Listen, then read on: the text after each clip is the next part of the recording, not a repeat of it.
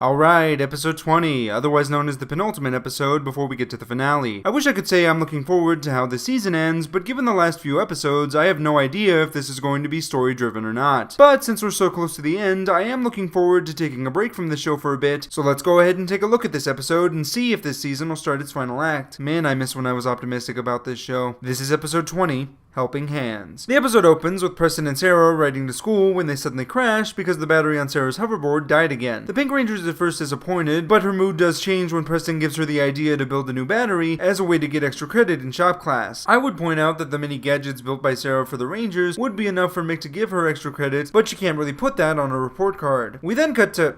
Holy crap, is this a new set? Oh, thank Zordon, I was really getting tired of looking at that high school foyer. This is Sarah's house, and she has a mother, making her the second most developed of the Rangers. Sarah's mother is also an aspiring inventor, but this scene pretty much exists to show that Sarah is constantly annoyed by her mother, which is why she refuses her help in making the new battery. Sarah leaves, frustrated that she doesn't have an extra credit project for class, when we cut to Cosmo Royale introducing this Digimon-looking dude named Force Sphere to take on the Rangers. His gimmick is that he can make force fields so strong that the Rangers won't be able to break through, while at the high school, Victor and Monty present their project for extra credit. This is the Mighty Mag, which can detect and attract any metal, but when they try to demonstrate it, they end up covered in a pile of scrap. Mick then asks if anyone else has a project to present, which is when Sarah's mother shows up with her hoverboard and a supercharger she made for the battery. Unfortunately, the charger causes the board to fly around until it crashes, which is when Sarah goes off on her mother for always getting in the middle of things. At shop class, Calvin tells Sarah that she might have been a little harsh with her mother, only for the Pink Ranger to bite his head clean off, but before we can focus on that too long, Redbot tells the team about Buzzcam activity near the stadium. The Rangers go to check out the situation, only to immediately find Force Sphere, and after morphing into action, Brody activates his Battleizer. Unfortunately, even the Lionfire armor isn't enough to get through the monster's force field, and after literally trying to throw Preston and leave Aiden at Force Sphere, the Rangers are knocked back. The team immediately teleports away to regroup, at which point Madamodius appears to scold Force Sphere for his failure, but the monster says he'll be unstoppable if he's gigantified, worrying the Rangers who are watching the exchange in secret. Back at shop class, the Rangers try to figure out what to do, since even their Megazords might not be strong enough to get through Force Sphere's defenses. Luckily, the Prism has the answer by showing the team flashes of an Ultra Zord that the Rangers can form by combining their Megazords, but Mick only has one piece of Ninja Steel left to make the new star with. The mechanic says that should they need new stars in the future, they'll have to start melting down old stars, which doesn't sit well with the team, but Mick does say that he's been scanning the universe for a new source of Ninja Steel. The Rangers help Mick in his search, while the mechanic and Redbot work on the new star, but once the thing's crafted, Mick has a tough time getting the Prism to accept it. This causes Sarah to bombard Redbot with questions, only for the robot to say that the star is just fine, so the Pink Ranger apologizes, saying she was only trying to help, only to realize that her mother was trying to do the same earlier. Sarah feels guilty over how she treated her mother, but does come up with an idea on how her invention can save the day.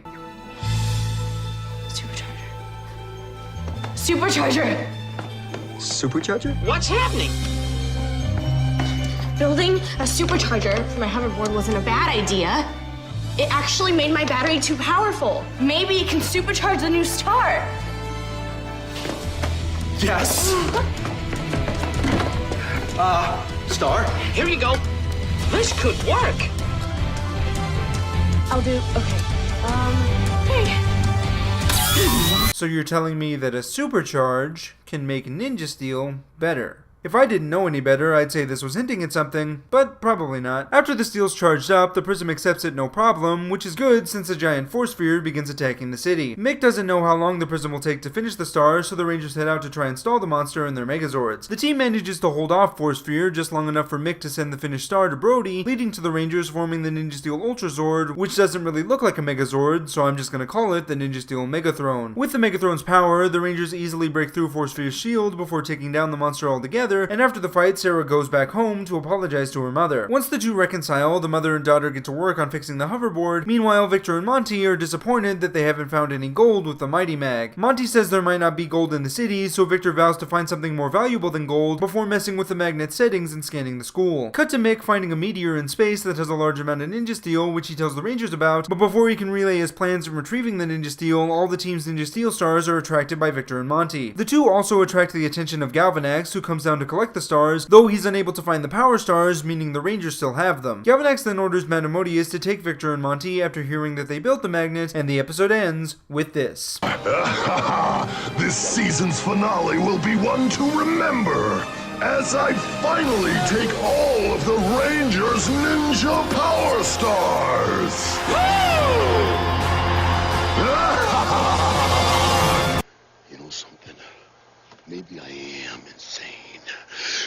I am insane. And maybe it's time for you, Jake the Snake Roberts, to find out how insane I am. Yeah.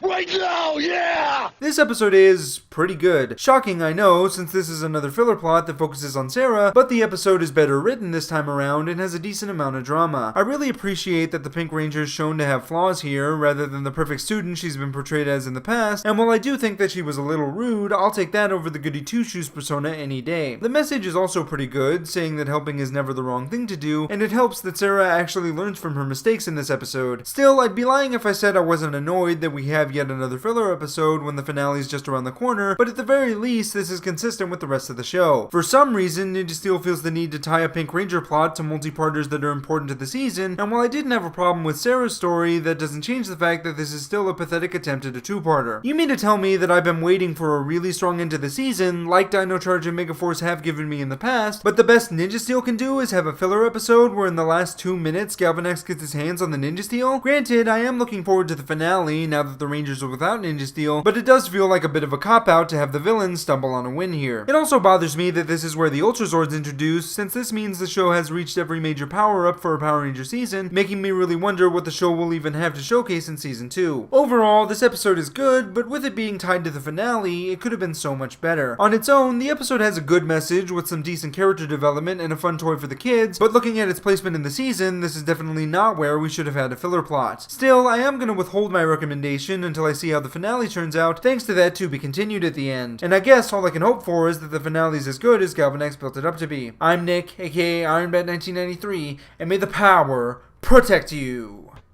Please subscribe for reviews of Ninja Steel, episode reviews. Also check out Dino Charge reviews too, episode reviews. Also there's Ninjago, which has reviews too. Go! Please subscribe.